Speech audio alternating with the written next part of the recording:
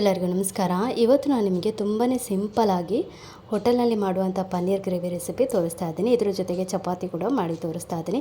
ಇದನ್ನು ಚಪಾತಿಗೆ, ಪರೋಟಾಗೆ, ಪೂರಿಗೆಲ್ಲ ಕಾಂಬಿನೇಷನ್ ತುಂಬಾ ಚೆನ್ನಾಗಿರುತ್ತೆ ಈ ಪನ್ನೀರ್ ಗ್ರೇವಿ ರೆಸಿಪಿ. ಸೊ ಬನ್ನಿ ಇದನ್ನು ಹೇಗೆ ಮಾಡೋದು ಅಂತ ನೋಡೋಣ. ಇವತ್ತಿನ ಈ ರೆಸಿಪಿ ನಿಮ್ಮೆಲ್ಲರಿಗೂ ಇಷ್ಟವಾದರೆ ಫ್ರೆಂಡ್ಸ್ ಆ್ಯಂಡ್ ಫ್ಯಾಮಿಲಿಗೆ ಶೇರ್ ಮಾಡಿ ಸಪೋರ್ಟ್ ಮಾಡಿ. ಫಸ್ಟಿಗೆ ನಾವು ಚಪಾತಿ ಹಿಟ್ಟಿಗೆ ಹಿಟ್ಟು ಕಲಿಸ್ಕೊಳ್ಳೋಣ.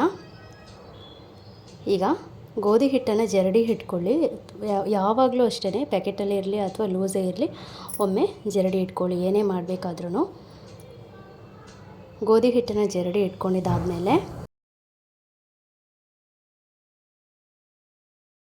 ಚಪಾತಿ ನಮಗೆ ಲಟ್ಸ್ಕೊಳ್ಳೋದಕ್ಕೆ ಸ್ವಲ್ಪ ಹಿಟ್ಟನ್ನು ನಾನು ಬೌಲಲ್ಲಿ ತೆಗೆದುಕೊಳ್ತೀನಿ. ಅಂದರೆ ಹಿಟ್ಟು ಕೆಳಗಡೆ ಉದುರಿಸ್ಕೊಳ್ಳೋದಕ್ಕೆ. ಈಗ ರುಚಿಗೆ ತಕ್ಕಷ್ಟು ಉಪ್ಪು, 1 ಸ್ಪೂನಷ್ಟು ತುಪ್ಪ, ಸ್ವಲ್ಪ ನೀರನ್ನ ಹಾಕಿ ಮಿಕ್ಸ್ ಮಾಡ್ಕೊಳ್ಳಿ. ಒಂದೇ ಸರಿ ನೀರನ್ನ ಹಾಕಬೇಡಿ.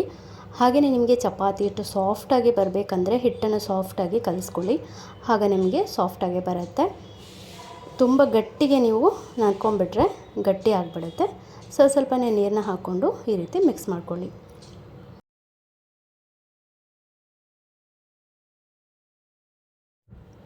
ಈಗ ಇದನ್ನು ಚೆನ್ನಾಗಿ ಮಿಕ್ಸ್ ಮಾಡ್ಕೊಂಡಿದ್ದಾಗಿದೆ.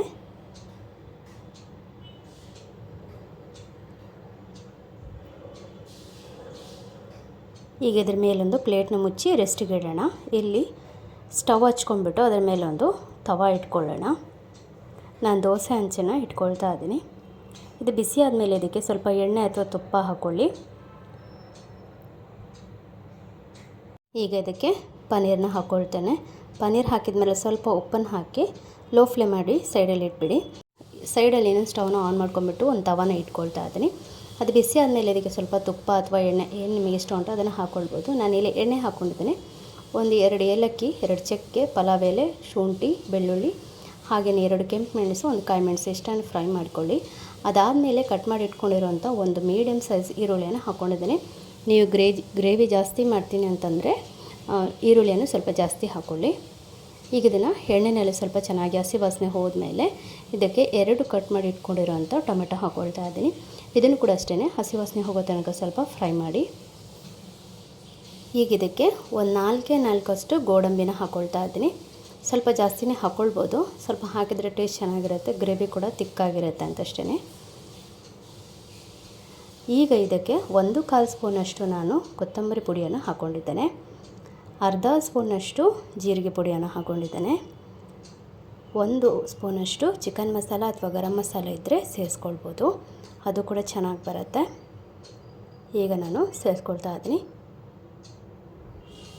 ಈಗ ಇದಕ್ಕೆ ಸ್ವಲ್ಪ ನೀರನ್ನ ಹಾಕ್ಕೊಂಡು ಚೆನ್ನಾಗಿ ಒಂದು ಸರಿ ಮಿಕ್ಸ್ ಮಾಡ್ಕೊಳ್ಳಿ. ಈ ಮಿಶ್ರಣ ಎಲ್ಲ ಚೆನ್ನಾಗಿ ಬೇಯಬೇಕು. ಅಂದರೆ ನೀರುಳ್ಳಿ, ಟೊಮೆಟೊ ಎಲ್ಲ ಈ ನೀರಿನಲ್ಲಿ ಚೆನ್ನಾಗಿ ಬೇಯಬೇಕು.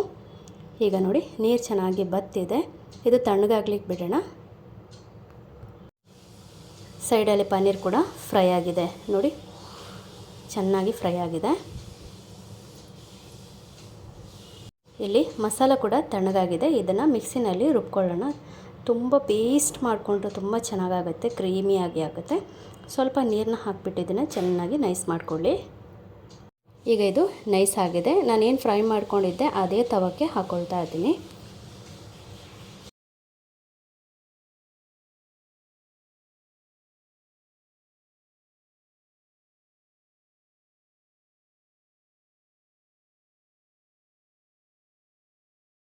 ಇಲ್ಲಿ ನಾನು ಸ್ವಲ್ಪ ಮಿಕ್ಸಿ ತೊಳೆದ ನೀರನ್ನ ಹಾಕ್ಕೊಂಡಿದ್ದೇನೆ. ಮತ್ತು ಇದನ್ನು ಸ್ಟವ್ ಹಚ್ಬಿಟ್ಟು ಸ್ಟವ್ ಮೇಲೆ ಇಟ್ಟು ಕುದಿಸ್ಕೊಳ್ಳೋಣ ಒಂದು ಸರಿ ಈ ಗ್ರೇವಿನ. ಈಗ ಚೆನ್ನಾಗಿ ಕುದೀತಾ ಇದೆ ನೋಡಿ.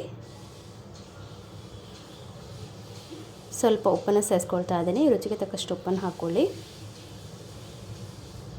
ಈಗ ನಾನಿಲ್ಲಿ ಫ್ರೆಶ್ ಕ್ರೀಮ್ನ ಹಾಕ್ಕೊಳ್ತಾ ಇದ್ದೀನಿ. ಸಾಧಾರಣ ಒಂದು 1/4 ಕಪ್ಗಿಂತ ಸ್ವಲ್ಪ ಜಾಸ್ತಿ ಫ್ರೆಶ್ ಕ್ರೀಮ್ನ ಹಾಕ್ಕೊಂಡಿದ್ದೇನೆ.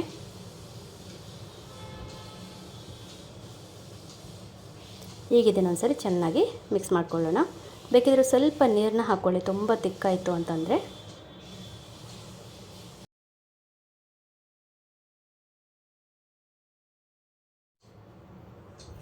ಈಗ ಇದನ್ನು ಚೆನ್ನಾಗಿ ಮಿಕ್ಸ್ ಮಾಡಿಕೊಂಡು ಚೆನ್ನಾಗಿ ಕುದ್ದಿದೆ. ಈಗ ಇದಕ್ಕೆ ಫ್ರೈ ಮಾಡಿ ಇಟ್ಕೊಂಡಿರೋವಂಥ ಪನ್ನೀರನ್ನ ಹಾಕ್ಕೊಳ್ತಿದ್ದೀನಿ. ಬೇಕಿದ್ರೆ ನಿಮಗೆ ಸ್ವಲ್ಪ ಕ್ಯಾಪ್ಸಿಕಮ್ ಕೂಡ ಕಟ್ ಮಾಡಿ ಹಾಕ್ಕೊಳ್ಬೋದು.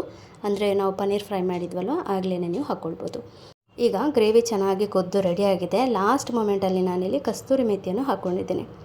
ಸೊ ನೋಡಿದ್ರಲ್ಲ, ಸಿಂಪಲಾಗಿ ರೆಡಿ ಆಯಿತು. ಚಪಾತಿಗಂತೂ ಸೂಪರಾಗಿರುತ್ತೆ. ಈಗ ಇದನ್ನು ಸೈಡಿಗೆ ಇಟ್ಕೊಳ್ಳೋಣ, ಚಪಾತಿ ಮಾಡೋಣ.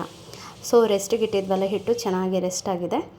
ಈಗ ಇದನ್ನು ಮೀಡಿಯಮ್ ಸೈಜ್ ಬಾಲ್ ಮಾಡ್ಕೊಂಬಿಟ್ಟು ಚಪಾತಿ ಮಾಡ್ಕೊಳ್ಳೋಣ. ನಾರ್ಮಲ್ ಚಪಾತಿ ಎಲ್ಲರಿಗೂ ಗೊತ್ತಿರುತ್ತೆ. ಸೊ ನಾನು ಇದನ್ನು ಚಪಾತಿ ಮಾಡ್ಕೊಳ್ತೀನಿ.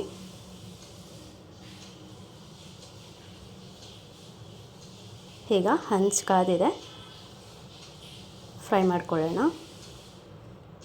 ಇನ್ನು ಈ ಗ್ರೇವಿ ಎಲ್ಲದಕ್ಕೂ ಸೂಟ್ ಆಗುತ್ತೆ. ಗೀ ರೈಸಿಗೆ ಅಥವಾ ನೀವು ಫ್ರೈಡ್ ರೈಸ್ ಮಾಡಿದ್ದೀನಿ ಅಂದರೆ ಅದ್ರ ಜೊತೆಗೂ ಸೂಟ್ ಆಗುತ್ತೆ.